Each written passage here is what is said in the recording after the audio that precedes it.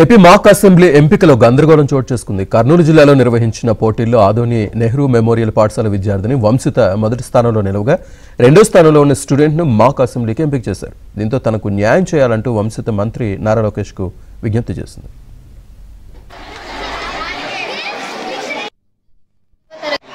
నా పేరు వంశిత. నేను 9వ తరగతి నెహ్రూ మెమోరియల్ మున్సిపల్ హై స్కూల్లో చదువుతున్నాను.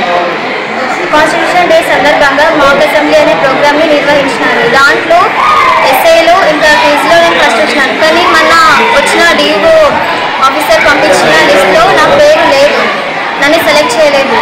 నేను ఆధునిక గురించి ఎన్నో సమస్యలు చెప్పాలనుకుంటున్నాను, కానీ మొన్న వచ్చిన లిస్ట్లో నా పేరు లేదు కాబట్టి నేను చాలా బాధగా ఉన్నాను.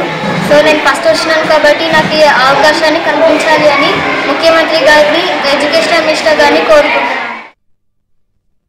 ఆంధ్రప్రదేశ్ ప్రభుత్వం కాన్స్టిట్యూషన్ డే సందర్భంగా మండల స్థాయిలో విద్యార్థులకు ఎస్ఐ రేటింగ్, ఎలక్ట్రిషియన్ అలాగే క్విజ్ పోటీ నిర్వహించడం జరిగింది.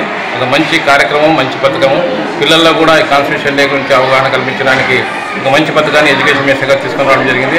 అందులో భాగంగా మా స్కూల్లో మండల స్థాయిలో జరిగిన పోటీల్లో మా స్కూల్ అమ్మాయి వంశిత క్విజ్లోను అలాగే ఎస్ఐ రేటింగ్లో ఫస్ట్ రావడం జరిగింది. ఆ అమ్మాయి పేరు డిఓ గారు కూడా పంపించడం జరిగింది. కాకపోతే మన కమిషనర్ గారి నుంచి వచ్చిన లిస్టులో మా అమ్మాయి పేరు లేదు. ఫస్ట్ వచ్చినప్పటికీ ఆ అమ్మాయికి రాకపోవడంతో చాలా డిప్రెషన్లో ఉంది. ఈ ఫస్ట్ వచ్చిన వాళ్ళని ఎంకరేజ్ చేయడం వల్ల ఆ అమ్మాయి ఎంతో మంచి భవిష్యత్తు ఉంటుంది. ముఖ్యంగా ఆధునిక గురించి అయితేనేమి, ఎడ్యుకేషన్ సంబంధించిన విషయాలు అయితేనేమి, ఇక్కడ ఉన్న వలసల గురించి అయితేనేమి అమ్మాయి మాట్లాడడానికి ప్రిపేర్ అయింది.